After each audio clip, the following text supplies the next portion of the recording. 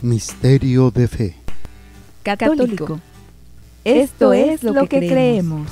Esto es lo que celebramos. Y esto es lo que vivimos. Misterio de fe. Comenzamos. Permítanme gritarlo.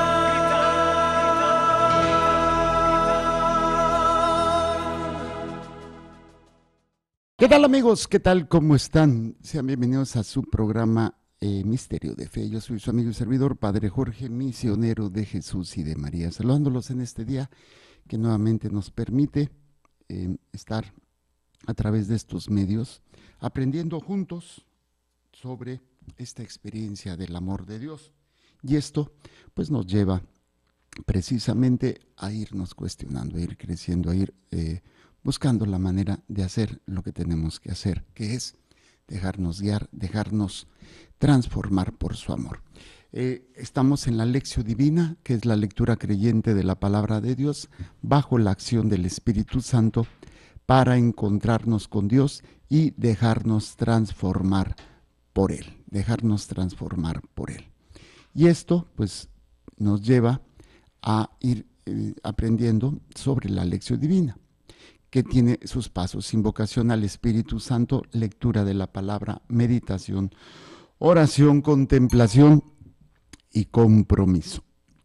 Estamos en el primero, que es invocación, y a su vez hemos visto lo que es fe y apertura, pureza de corazón, desprendimiento y docilidad, espíritu de oración y conversión continua o transformación. Y hemos visto o estamos tratando de ver que esta conversión es un combate continuo que no se logra solamente, o no lo hacemos así de la noche a la mañana, sino que es una lucha continua para ir logrando esta transformación.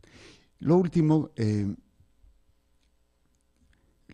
que hemos visto, o lo último que estábamos viendo, ¿qué es lo que deberíamos hacer? Conviene hacer para que cuando nuestra voluntad aparentemente está derrotada por malos instintos o porque las pasiones o las inclinaciones pareciera que estuviéramos vencidos, que estuviéramos derrotados. Y estuvimos viendo de algunos de los puntos. Decíamos que lo que cuenta en la lucha por la conversión, por llegar a la santidad, no consiste en el número de victorias o en el número de derrotas, sino en el esfuerzo que hacemos por permanecer siempre fieles a la voluntad de Dios. Permanecer siempre fieles a esa voluntad de Dios. Y bueno, pues hacíamos una serie de preguntas: ¿qué tanto me esfuerzo? ¿Que realmente hago esfuerzos por no dejarme derrotar por este vicio? Prefiero cualquier mal antes que pecar. Y decíamos que esta es una de las principales preguntas: ¿hasta dónde estoy dispuesto? ¿Sí? Y obviamente cuando caemos en esta situación, veíamos cómo nosotros tenemos que buscar esta ayuda, una ayuda para poder enfrentarnos a estas tentaciones donde a veces sentimos que ya no podemos, ¿sí? ¿Qué es lo que nos ataca continuamente? Las pasiones, las inclinaciones hacia el mal, y pues a veces nos lleva a querer tirar la toalla, a no resistir, ¿sí? Y decíamos que una ayuda eficaz es siempre ver la recompensa que Dios tiene para con nosotros. La recompensa que es pues esa meta que estamos nosotros buscando y queremos realizar. Y pusimos un ejemplo sobre este aspecto. Por ejemplo, hablamos de la impaciencia y veíamos una serie de aspectos prácticos para cuando, que creo que a todos nos pasa, ¿no? Perdemos la paciencia. A mí me pasa a veces con la gente, o me pasa con mi mamá. No voy muy lejos a veces. Mi mamá, le digo una cosa a mi mamá y se vuelven como niños, ¿no? Y me lo vuelve a decir, y estoy ahí en la casa con mi mami y estoy ahí trabajando, leyendo, haciendo, y se va y me dice: oye, ¿no quieres? No, mamá, gracias. Se va, y a los 2 minutos: oye, ¿no quieres? Y otra vez: no, mamá. Así como que pues, se vuelven como niños, y yo quiero mucho a mi mami, ¿no? Y entonces la paciencia, y me dice, ay, es que tú no me tienes paciencia, le tienes más paciencia a la gente. Le digo, no, tampoco a la gente. Ya se atacó de risa, se atacó de risa. Entonces, es difícil, ¿sí? Pero a veces la paciencia no solamente es con la gente, sino precisamente cuando estamos padeciendo algo, ¿no? Cuando estamos sufriendo algo, cuando algo nos está aquejando. Y les decía, uno de los elementos que podríamos meditar es, nos merecemos eso. Si somos honestos, nos merecemos todo lo que estamos viviendo porque somos pecadores. O sea, no somos blancas palomitas. Y aunque nos hayamos confesado, nos hace falta lo que se llama la reparación por nuestras faltas, o sea, la purificación, la purga que le decimos, ¿no? Pues el purgatorio. Y a veces esas situaciones que son continuas y que nos roban la paciencia, pues precisamente no somos blancas palomas. A veces la cuestión que nos genera la impaciencia es consecuencia de nuestro pecado. Otras veces no está relacionado, pero tenemos otros pecados que podríamos decir que no somos tan inocentes palomitas, ¿sí? Entonces soportar con esa conciencia de que, bueno, realmente soy un pecador. Y esta imagen que he compartido en otras ocasiones de San Martín de Porres, cuando le empiezan a dar bullying, ya existía el bullying de aquel tiempo, y le decían perro mulato. Ni lo querían los negros ni lo querían los blancos, porque no era completamente blanco ni era completamente negro. Entonces todo el mundo lo despreciaba y él reconocía que era un pecador. Y sí, es cierto, sí, soy de lo peor. Cuando pues todo el mundo bueno, no todo el mundo, pero la gente lo veía como un santo, pero solamente él sabía qué tan pecador era, qué tan miserable era. Y ahí es donde nos damos cuenta. ¿Sí? Entonces ese sería el punto. Luego, si el mal no nos llegó por nuestra culpa, pues nos sirve para ir reparando los pecados de nuestra vida anterior. No estoy hablando de reencarnación, sino lo que hayamos vivido anteriormente y que, pues, para no tener que reparar posteriormente en el purgatorio, decir, bueno, Señor, lo ofrezco en reparación por mis faltas. Y esto, pues, obviamente nos ayuda. Pues nos ayuda precisamente a cuando estamos padeciendo, estamos viviendo estas contrariedades, estos sufrimientos, pues no solamente nos ayuda para enfrentarlos con paciencia, sino con alegría, con paz. O sea, solamente aquella persona que tiene conciencia de ello puede enfrentar pues esas contrariedades, esas adversidades que no son su culpa, pero decir, bueno, me sirve, o sea, es una herramienta poderosa para poder reparar y como digamos en abono, por hacer como un abono de lo que tendría yo que reparar en la hora de mi juicio. Por eso es necesario. Bueno, también recordar esa invitación que el Señor dice. Cuando estemos pasando por esas contrarias, dice, el que quiera venir, que entre por la puerta angosta, porque la puerta ancha, pues, y la puerta angosta, precisamente entrar por esa puerta es una puerta que no cualquiera entra, porque es una puerta no solamente para quitarte de cosas que no necesitas, sino para cargar, pues a veces ese sufrimiento, ese dolor, ¿sí? Y la misma Biblia dice que hay que pasar por muchas tribulaciones para poder entrar en el reino de Dios. Esto lo habíamos visto en Hechos 14:21, creo que sí. O lo había copiado mal, no me acuerdo. Hechos 14:21.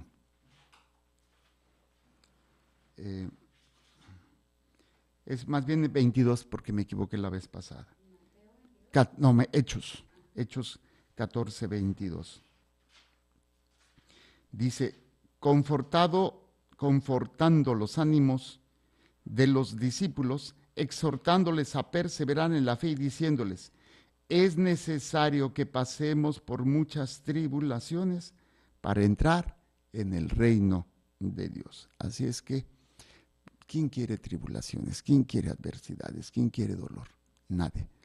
Pero si no perdemos de vista la meta, dices, bueno, vale la pena.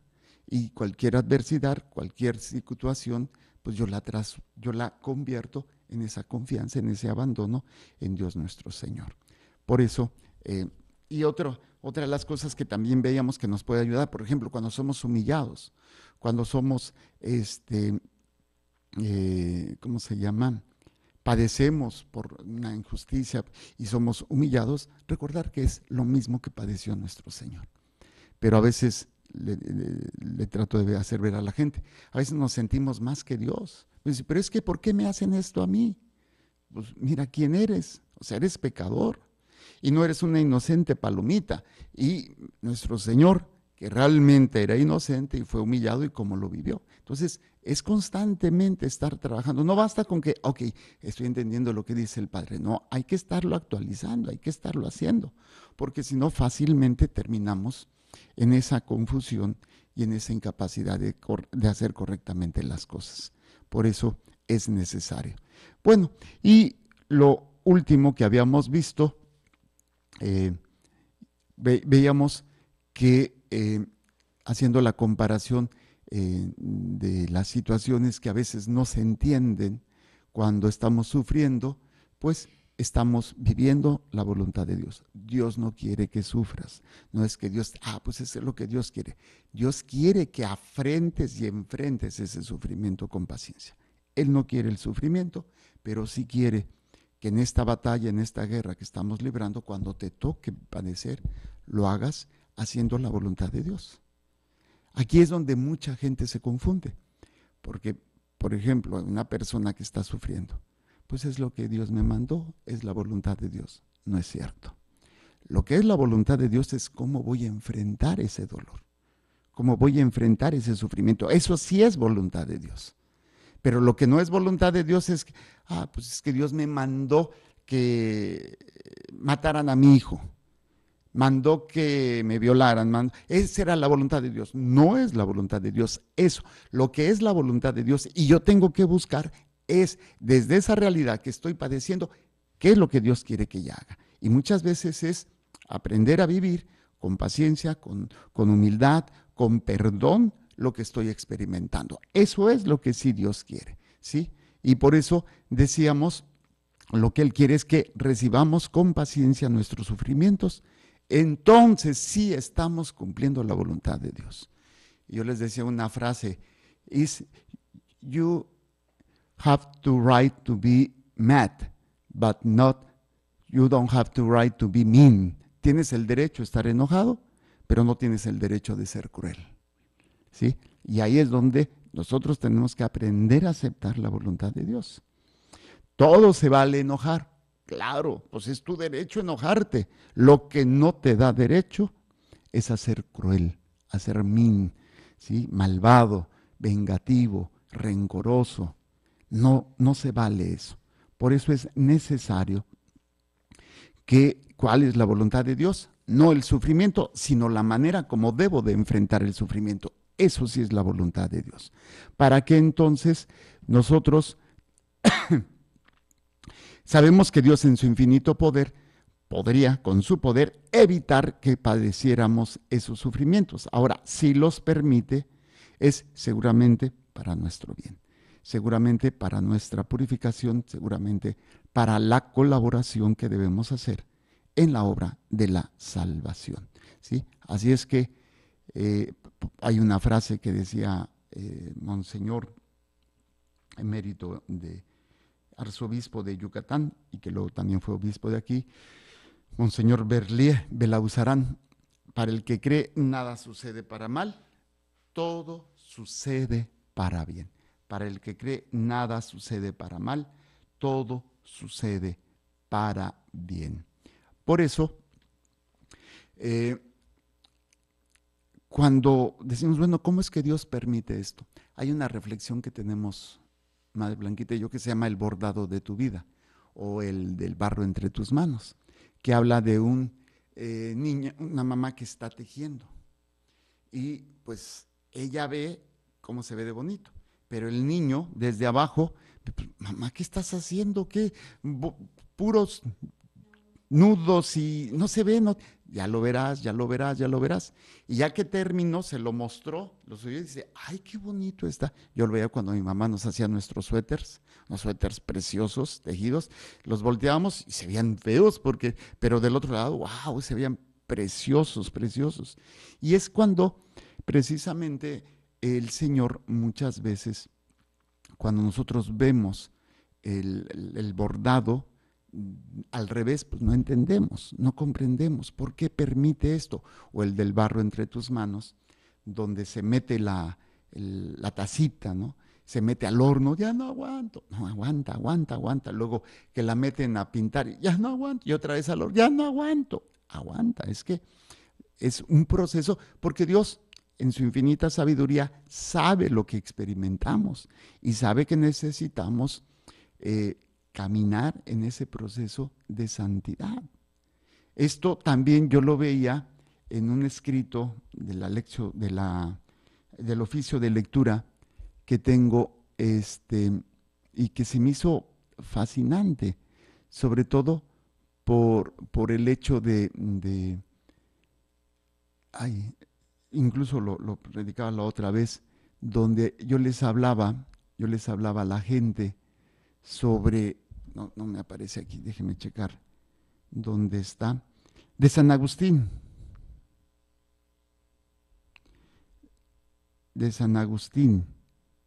Y que les decía yo que nadie puede ser, ahora sí, no,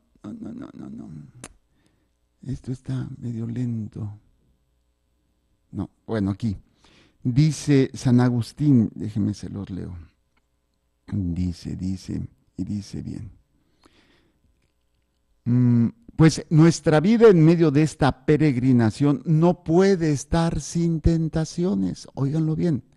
Nuestra vida en esta peregrinación no puede estar sin tentaciones. ¿Por qué? Porque es Satanás el que va a estar dando lata. Él no deja de dar lata. Y es precisamente, dice, ya que nuestro progreso se realiza precisamente a través de la tentación. Nuestro progreso espiritual no se realiza en un lugar donde todo bonito, sin tentaciones. Y yo les decía, no se trata que entonces me voy a meter a la cantina, me voy a meter al prostíbulo, me voy a ir con puras viejas chismosas para ser tentado. No, hasta el mismo Jesús dice, no tentarás al Señor tu Dios, no lo tentarás. Esto queda muy claro. Y entonces dice, se realiza precisamente a través de la tentación y nadie se conoce a sí mismo si no es tentado. O sea, ¿cómo puedo saber qué clase de hombre, de mujer soy con Dios si no paso por la tentación? Y pues obviamente es aquí donde dice. Por eso yo les decía que es para nuestro progreso se realiza precisamente a través de la tentación y nadie se conoce a sí mismo si no es tentado, ni puede ser coronado si no ha vencido. Pablo lo refiere. Estamos como en una competencia. El que llega al final recibe un laurel, una corona que se marchita. Nosotros vamos a recibir una corona, pero ¿cómo puedo recibir esa corona si no hay batalla, si no hay lucha? Porque hay criaturas que quieren que nosotros no lleguemos. Entonces tenemos que estar conscientes que nuestra vida es una guerra, una continua lucha, un combate que nos permita vivir. Y luego dice, ni puede ser coronado si no ha vencido, ni vencer si no ha combatido, ni combatir si carece de enemigo y de tentaciones. De forma que nos incluyó en sí mismo cuando quiso verse tentado por Satanás. A mí me fascina esta parte. Nos acaban de leer que Jesucristo nuestro Señor se dejó tentar por el diablo en el desierto. ¿Se acuerdan de ese pasaje? Dice, nada menos que Cristo tentado por el diablo, pero en Cristo estaba siendo tentado tú, porque Cristo tenía de ti la carne. O sea, hay un intercambio hermosísimo en esta conciencia. Jesús que recibe nuestra carne. Y Él que nos da cuando recibe nuestra carne, dice, de ti recibe la carne, de Él procede la salvación, a través de su carne. Por eso es tan hermoso la comunión. De Cristo recibe la carne humana, y al recibir la carne humana, ¿qué nos da a nosotros? Salvación. Luego dice más adelante, de ti procedió la muerte para Él, porque Él tuvo que morir por nosotros. Entonces, ¿qué es lo que le damos nosotros a Él? ¿O qué le dimos? La muerte. Muere porque yo soy pecador, muere porque yo estoy fallando. Dice, para ti, de Él, y de Él para ti, la vida. O sea, Él muere para que yo tenga vida. ¿Sí se entiende ese intercambio hermoso? O sea, Él toma mi carne y de mi carne yo le doy a Él muerte y Él me da a mí la vida. Él toma mi carne y me da salvación. Dice, para Él los ultrajes, cada vez que yo peco, cada vez que yo ignoro, cada vez que yo falto, es como si yo estuviera denigrando, golpeando, escupiendo a Jesucristo. Yo lo estoy golpeando, yo lo estoy maltratando, yo lo estoy hiriendo, yo le estoy faltando. De esos ultrajes, ¿qué recibo yo? Dignidad. Un lugar que había perdido. Él se humilla para que yo sea puesto en el lugar como hijo de Dios. Se me hace, bueno, cuando lo leí esto yo dije, wow, me encantó, me fascinó. Dice, de ti para Él los ultrajes y de Él para ti los honores. En definitiva, de ti para Él la tentación y de Él para ti la victoria, que es uno de los elementos más importantes que yo les compartía. Entonces, fíjense qué interesante es esto, porque nos permite conocer, comprender, pues estos elementos que están ahí latentes y que van a ser necesarios para todos ustedes, ¿sí? Entonces, si hemos sido tentados en Él, también en Él vencemos al diablo. Te fijas en que Cristo fue tentado y no te fijas en que venció. Ahí, ese escrito lo saqué de oficio de lectura, es un pasaje nada más, me encantó, me ayudó muchísimo. Por eso es necesario esto. Hasta aquí llegamos, esto fue el repaso de lo que habíamos visto. Ahora, ¿cómo debemos nosotros presentar este combate, esta conversión? Cuando yo me convierto, automáticamente empiezo mi combate, una guerra. Si yo no me convierto, sigo el camino que tengo y estoy tranquilo, estoy sin ninguna preocupación, estoy sin ninguna situación humana. Pero en el momento que digo, voy a dejar esto, algo tan sencillo, dices, voy a ayunar. ¿No empieza ahí el combate? Cuando dices, voy a ayunar.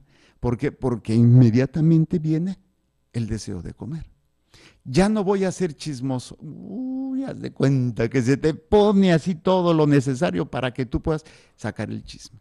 Ya no voy a juzgar y pasa la persona que te cae más gorda y dices, ay, o sea, es un combate. La conversión verdadera se realiza a través de un combate. Si no, pues obviamente, y obviamente también hay que entender contra quién estoy combatiendo, porque muchas veces yo veo a la persona que me está fallando, yo veo a la persona que me está humillando, yo veo a la persona que me está traicionando y creo que tengo que combatir contra ellos. Las personas no son mis enemigos.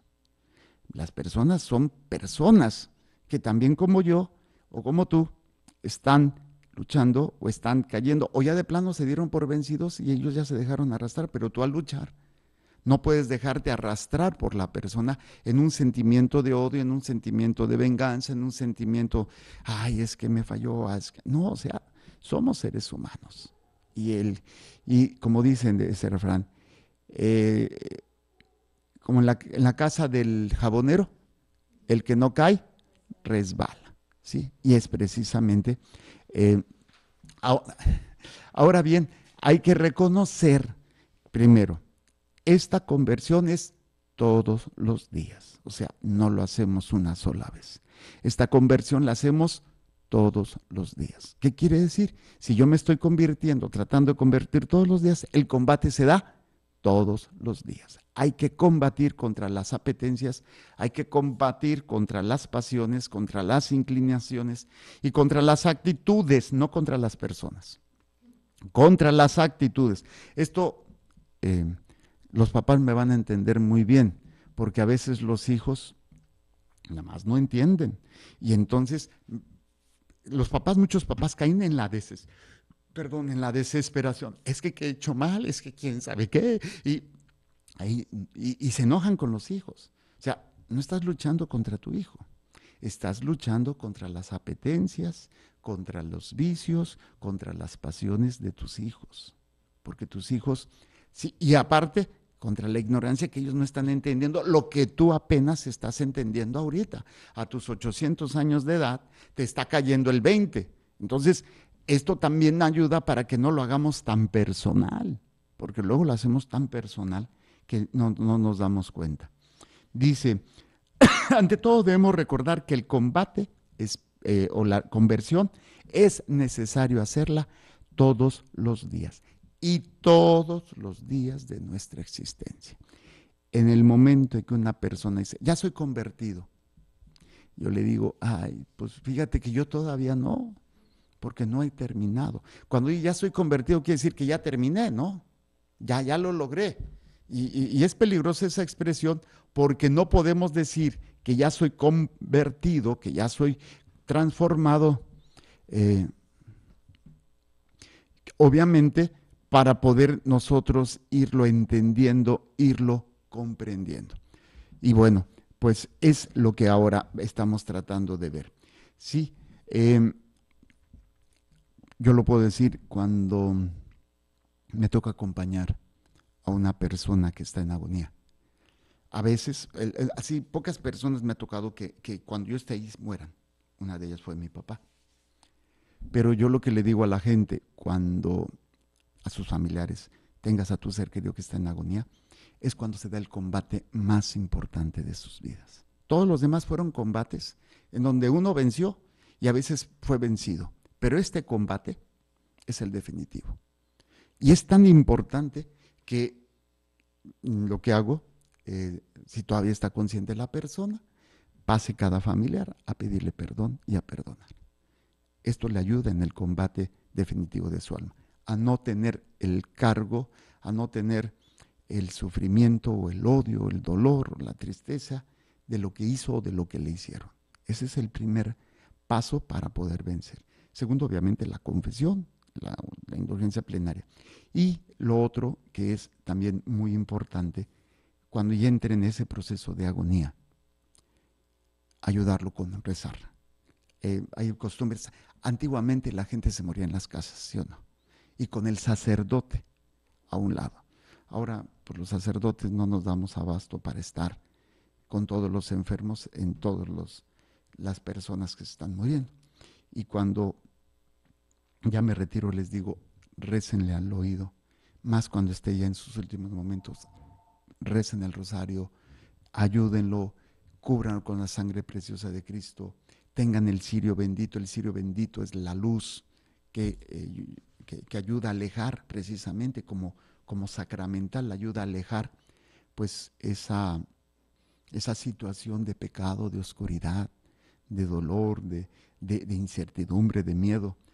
Acá murió una persona muy querida de la comunidad y fui a verla y estuve con ella, la confesé, le di indulgencia, hicimos oración de sanación y todo, y ya cuando me iba, estaba ya en agonía. Le dije, ¿está en paz? Me dice, sí, padre. ¿Tiene miedo? No, no tengo miedo. Y bendito sea Dios, sus familiares, Madre Blanquita les dio un librito para que estuvieran rezándole en el momento de la agonía, en el momento del dolor, en el momento de lo que se va dando y que pues no entendemos qué es lo que sucede y qué es lo que está pasando en esa realidad, ¿no? Entonces es necesario que nosotros podamos comprender esta lucha y que no se puede uno dejar de tomar conciencia. Nos distraemos. A veces el mundo, la carne y todo aquello que se va dando, es una de las situaciones más complejas, ¿no? El hecho de estar batallando, el hecho de estar presentando esta guerra, no podemos irnos de vacaciones de la fe. Cuando se van la gente de vacaciones, dice, ay, padre, es que no fuimos a misa.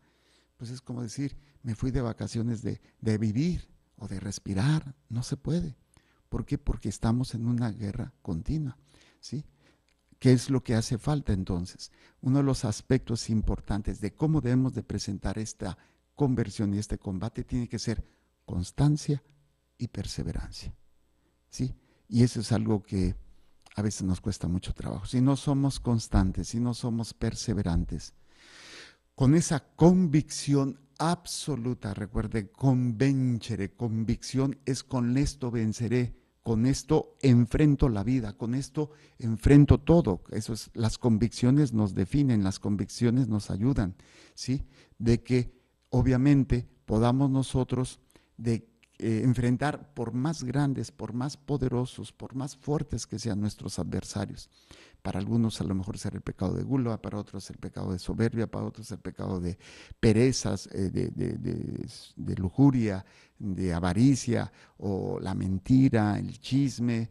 O sea, por más grandes que sean y fuertes que sean estos enemigos de nuestra santidad, que tenemos los tres enemigos del alma. ¿Cuáles son? Mundo, carne y demonio, o demonio, mundo y carne, ¿sí? Y obviamente, por más mortíferos que sean sus ataques, que sean ese enfrentamiento, pues sabemos o tendríamos que saber que Dios es muchísimo más poderoso y que nos protege y que es más eficaz sus defensas que nos da para poder enfrentarnos a todo esto. Pero es cada uno de lo que podemos ver. Y por eso hay un pasaje de un libro que es muy poco leído, porque está chiquitito, es de los últimos, es de las cartas de uno de los apóstoles, que es el apóstol más mal entendido, San Judas.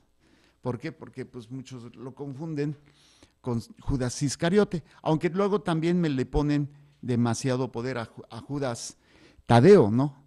Que el famoso Judas Tadeo, que a veces, bueno, hay situaciones ahí de idolatría que se llega a caer.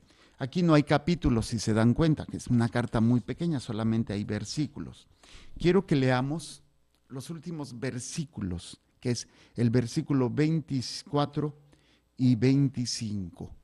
¿Sí? Dice: al que es capaz de guardarnos inmunes de caída y de presentarlos sin tacha ante su gloria con alegría, al Dios único nuestro Salvador, que por medio de Jesucristo nuestro Señor, gloria, majestad, fuerza y poder, antes de todo tiempo, ahora y por todos los siglos. Amén. ¿Sí? Esta sería nuestra oración de batalla, principalmente el primer versículo. Al Dios Todopoderoso, que es capaz de conservarnos victorioso en la lucha por la salvación y de librar a nuestra alma de toda mancha, a Él la gloria y el honor por los siglos de los siglos. Es otra traducción, pero al final de cuentas es lo mismo, ¿sí? O sea, Él es el Todopoderoso y Él es el único que nos puede mantener victoriosos en la lucha por la salvación de nuestras almas, para que podamos nosotros entenderlo. Ahora, sabemos que tenemos los enemigos del alma, que es la carne, el mundo y el demonio, pero hay un enemigo en nuestro interior. Y ese es el que, ¿cómo? Es de hecho, este enemigo es el espía que tiene el demonio, que tiene la carne y que tiene el mundo, para destruirnos. ¿Cómo se llama este espía? Amor propio. Es que me hizo, es que a mí. Y entonces el orgullo, la soberbia, que es ese amor propio, que decíamos, ¿cuál es la llave de todas las virtudes? La humildad. ¿Cuál es la llave de todos los pecados? La soberbia, el orgullo, el amor propio, ¿sí? Y obviamente, ¿a qué se debe? Que en este amor propio, pues, ¿por qué no? O sea, voy a buscar satisfacer todas mis deseos. ¿Por qué no? Porque si yo quiero, si yo tengo hambre, si yo necesito, si esto. Por eso es un combate continuo de enfrentarte a ti mismo y de no permitir que ¿cómo se llama? El amor propio, la soberbia, el orgullo, de que te hace creer que lo mereces todo, o que te hace sentir, ¿cómo me pueden hacer a mí esto? ¿Sí? Entonces, ¿qué es lo que hace? Es el enemigo a vencer. ¿Por qué? Porque es el espía, es el que nos traiciona y es el que al final de cuentas, ¿qué es lo que hace el demonio? ¿Qué es lo que hace la carne? ¿Qué es lo que hace el mundo? Te presenta lo externo. ¿Quién te hace creer que tú mereces eso? Tu amor propio, tu soberbia y entonces pues tu inclinación, tu pasión simplemente se deja llevar y dice, pues lo voy a hacer. ¿Cuál es el problema? Lo necesito, lo merezco, lo quiero, o simplemente ignoro cualquier pensamiento que me pueda decir, no debes, no debes, no debes. Yo quiero, yo quiero, yo quiero. Y terminamos haciéndolo. Por eso, a tal grado, cuando caemos en esto, ¿qué es lo que va a suceder? En cuanto permitimos esto, hagan de cuenta, ¿qué es el orgullo? Yo lo utilizo mucho comparación. El orgullo es como una membrana que tiene muchos nervios. Y como si, imagínate que tuvieras la piel viva. No sé cuánto te has quemado y de repente te tocas y algo que si yo me hago así no me duele, pero si tengo la piel viva, o sea, sin la epidermis y tengo todos los nervios pelones, me tocan y me duele. Eso es el orgullo. No soportas ninguna humillación, no soportas ningún abajamiento, no soportas que te ignoren, no soportas que te maltraten, no soportas nada. ¿Por qué? Porque lo permitiste. De alguna manera, ya no, entonces llega un momento en que ya no me parece agradable la humillación. No me gusta que me desprecien, no me gusta lo que la gente me hace, no me gustan las contrariedades que van llegando, ¿sí? Y obviamente estas dificultades, otras contrariedades que vienen cuando yo no estoy, cuando no estoy satisfaciendo mis propios gustos, inclinaciones y pasiones, vienen estas contrariedades. Y la persona que cae en ese amor propio no la soporta, no la soporta. Y entonces arremete contra todo mundo. Por eso no hay que olvidar que las victorias son difíciles. Y muchas veces no las vamos a lograr. Pero recuerda que es una batalla, no es la guerra. La guerra definitiva es en el lecho de tu muerte. Y eso si tienes la oportunidad de estar consciente que te vas a morir. Porque qué tal si te mueres de repente. Y ahí sí no hay vuelta de hoja. Pero aquellas personas que tienen pues, esa oportunidad de vivir un proceso de morir gradualmente, pues dices, tiene esa oportunidad, ¿no?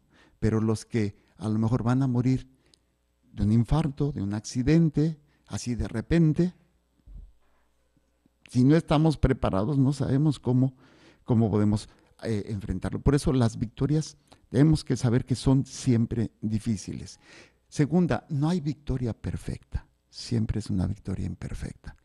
¿Por qué? Porque de alguna manera u otra, pues no tuvimos toda la fortaleza, no tuvimos toda la claridad, no tuvimos toda la entereza. Y sobre todo, que las victorias son escasas. Y la victoria es un momento, es un momento, porque después viene otra vez y, o sea, ya es que padre, es que ya lo había superado. Y ese es el error. ¿Creíste que ya lo había superado? No, venciste una batalla, no venciste al enemigo. El último enemigo a vencer es la muerte. Y mientras estamos luchando contra la carne, contra el demonio, contra el mundo y contra nuestro egoísmo. Aquí le vamos a dejar para que, si Dios nos presta vida, la próxima vez continuamos con nuestro este tema. Entonces, estamos hablando de cómo se debe presentar este combate espiritual contra enemigos que hay que combatir y con qué medios pueden ser vencidos. Y decíamos que el principal enemigo que hay que combatir es el amor propio. Que el Señor les bendiga y les proteja, haga resplandecer su rostro sobre ustedes y les conceda su favor. Que el Señor les mire con benevolencia y les conceda la paz. Amén. Jesús, que tu sangre pura y sana circule en estos cuerpos enfermos y que tu cuerpo puro y sano transforme estos cuerpos débiles y que una vida sana y vigorosa palpite dentro de ellos. Amén. Y la bendición de Dios Todopoderoso, Padre, Hijo y Espíritu Santo, descienda sobre ustedes y permanezca para siempre. Amén. Y recuerden, Dios es amor y te ama. Creer Celebrar y vivir tu fe es el reto de hoy. Misterio de fe.